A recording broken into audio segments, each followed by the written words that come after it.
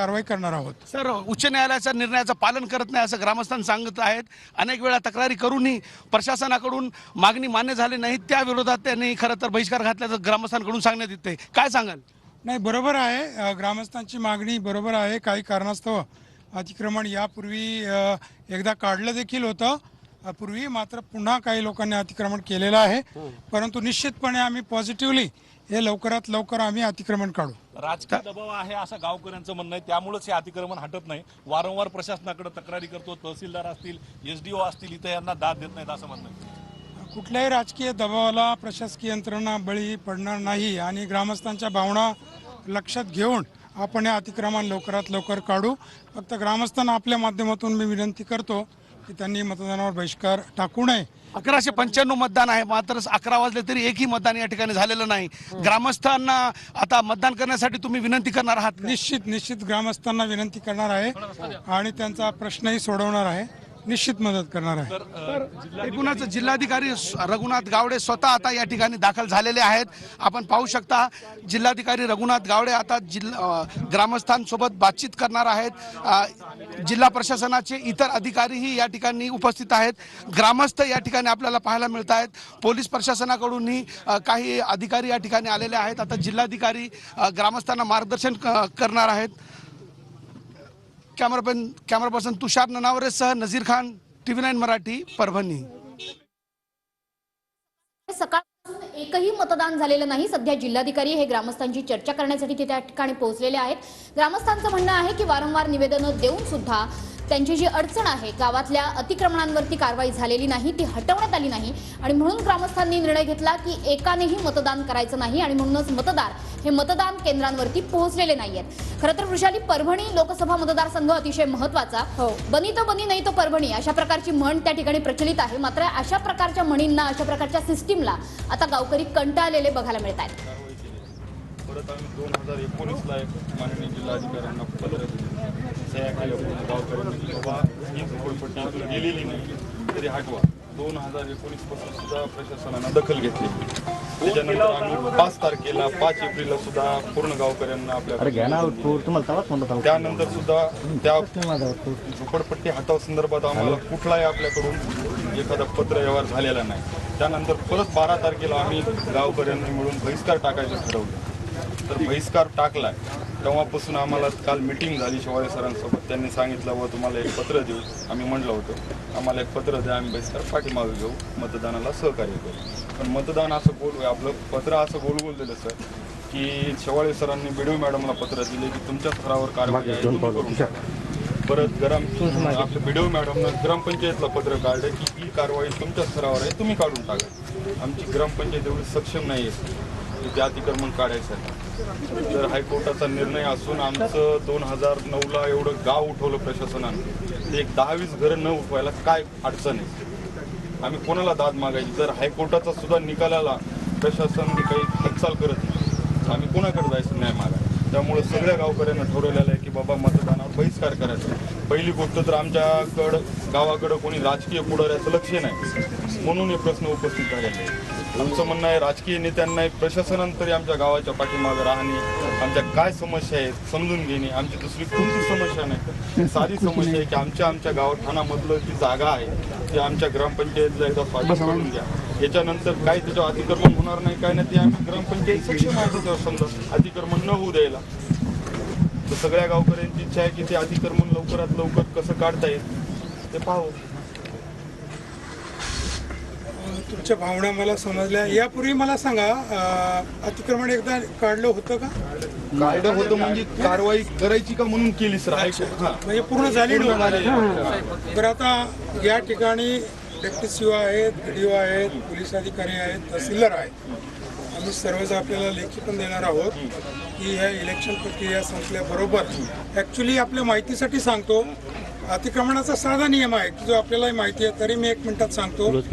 अतिक्रमण ज्या स्थानिक स्वराज्य संस्थेमध्ये असतं त्यांनी ते काढायचं असतं। उदाहरणार्थ ग्रामपंचायतमध्ये असेल तर ग्रामपंचायत, नगरपालिकेत असेल तर नगरपालिका, महापालिकेत असेल तर महापालिका, सरकारी जागा असेल तर तहसीलदार, प्रांत, कलेक्टर यांनी काढायचं असतं। परंतु ही आपली अडचण लक्षात घेता आम्ही कुठलीही चालढकल न करता पुरेसा पोलीस बंदोबस्त घेऊन ही एक निवडणूक प्रक्रिया संपल्यानंतर मी डब्ल्यूसीओ यांना देखील आदेश देतो, BDO आहे, रायटिंगमध्ये जाईल. निवडणूक प्रक्रिया संपल्यानंतर तातडीने याची एक सुनावणी घेऊन आपण तातडीने तुमचं अतिक्रमण काढू असं लेखी आश्वासन तुम्हाला आजच माझ्याकडून दिलं जाईल. मी ते मागवलेलं पण आहे. फक्त आपल्या सर्वांना माझी विनंती आहे, त्या आपल्या लोकशाहीच्या उत्सवामध्ये आपण बहिष्कार न ठेवता तुमचा प्रश्न मी मार्गी लावेल.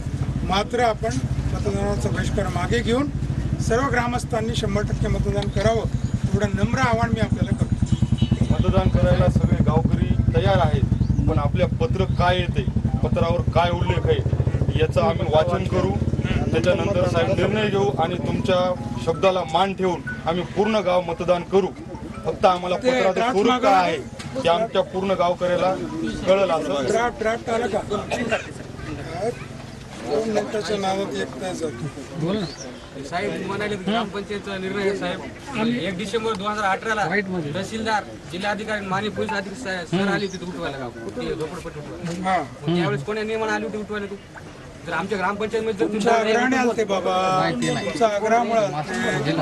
नियम सांगितला. आणखी पण तुम्ही आग्रह आमचा आहे. हा, येणार ना मग काय? मी तेच तोच आग्रह आहे की आमच्या लेवलचा प्रश्न नाही. आमचं म्हणणं आलंय की तुम्ही तेच सांगा. बस आता सुद्धा आग्रहच आहे. तेच सांगा. आग्रहाची विनंती आहे आम्हाला. बोलायच्या आधी तेच सांग. बस बस बस अरे पाठवणं बाबा ते मी बोलतो ना भाई.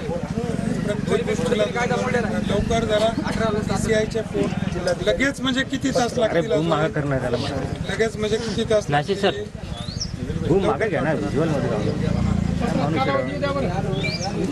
पत्रामध्ये कालावधी 1 महिन्याचा कालावधी पाहिजे, त्याच्यावर कालावधी नको. निकाल लागू नाही 1 मिनिट आताच क्लिअर करतो. 1 मिनिट थांबा. हे पहा, सर्वांनी गप्पा मारून फायदा नाहीये. सर्व बोलू नका. 4 तारखेपर्यंत कोड ऑफ कंडक्ट चालू आहे. 4ला आपलं वोटिंग आहे. 6ला आचारसंहिता संपेल. त्याच्या आत काढता येणार नाही. उगीच तुम्ही म्हणाल कलेक्टर आले काहीतरी आम्हाला शब्द देऊन गेले, असं चालणार नाहीये. तो नियम आहे. परंतु 6 तारखेनंतर 1 आठवड्याच्या आत प्राधान्याने आपण हे काम करू. कोड ऑफ कंडक्ट भारतात आहे. जरी आपलं मतदान संपलं तरी आचारसंहिता संपत नाही. सर आमचं 2009ला गाव उठलं होतं.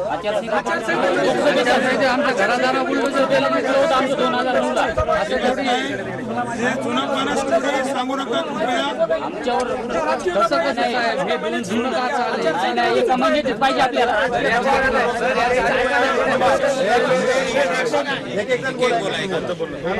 सर आमचं पुनर्वसन झालं ना, त्यावेळेस आचारसंहिता चालू. गाववाल्याचं म्हणणं आलं की फक्त झोपडपट्टी उठवण्यासाठी आचारसंहिता पुढे येते आणि एवढं 4000 लोकसंख्येचं गाव उठवायला का कुठे गेली आचारसंहिता? 2009 आणि आपण 2024 मध्ये विसरू नका तुम्ही. प्रत्येक वर्षी रूल्स बदलत जातात. त्यामुळे उगीच थापा मारून मी इथून जाणार ते मला पटत नाहीये. उगीच म्हणणार की थापा मारल्या गेल्या मतदान केलं. हा, तुम्हाला उगीच खोटं सांगून जाण्यात मला पटत नाही म्हणून मी स्पष्ट बोलतो. साहेब 1 तारीख द्या, त्या तारखेला आम्ही आणि आमच्या एकाच गावाला त्रास नाही साहेब, बहुत चालल्यात प्रत्येक गावाला त्रास आहे. आम्ही फक्त निवेदन दिला, एक तुम्हाला निवेदन दिलं कलेक्टर ऑफिसला.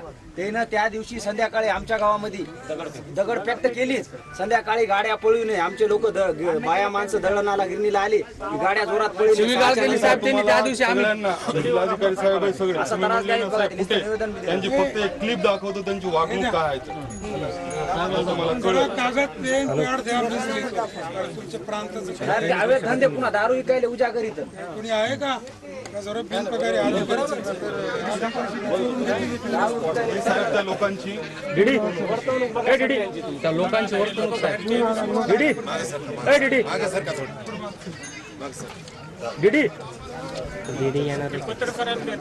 त्या दिवशीच ये साहेब, meeting होती ऑफिसला त्या दिवशी. पण या सर्व कामात ऐका जर आपसात म्हणू नका प्लीज. या सर्व कामात ग्रामस्थांची ग्रामपंचायतची मदत लागेल. या सर्व कामात ग्रामस्थांची ग्रामपंचायतची मदत लागेल. नाहीतर तुम्ही असं हात बांधून बसणार 100% साहेब तारीख दिल्यावर आम्ही सगळं गाव राहू. असलं चालणार नाही. कारण ही बेसिक जबाबदारी ग्रामपंचायतीच आहे. पण डेफिनेटली जिल्हा परिषद, जिल्हा प्रशासन, पोलीस प्रशासन आपल्या सोबत राहील. आम्ही पूर्ण गावकरी आजूबाजूचे सुद्धा 5-4 गावकरी येणार येणार आहे. आहे. सगळे तारीख द्या तुम्ही, त्या 5 तारखेला. तारखेला तुम्ही आम्हाला सांगा, त्या सगळं गावकरी सज्ज राहील आमचं, आम्ही सुद्धा समजू शकतो.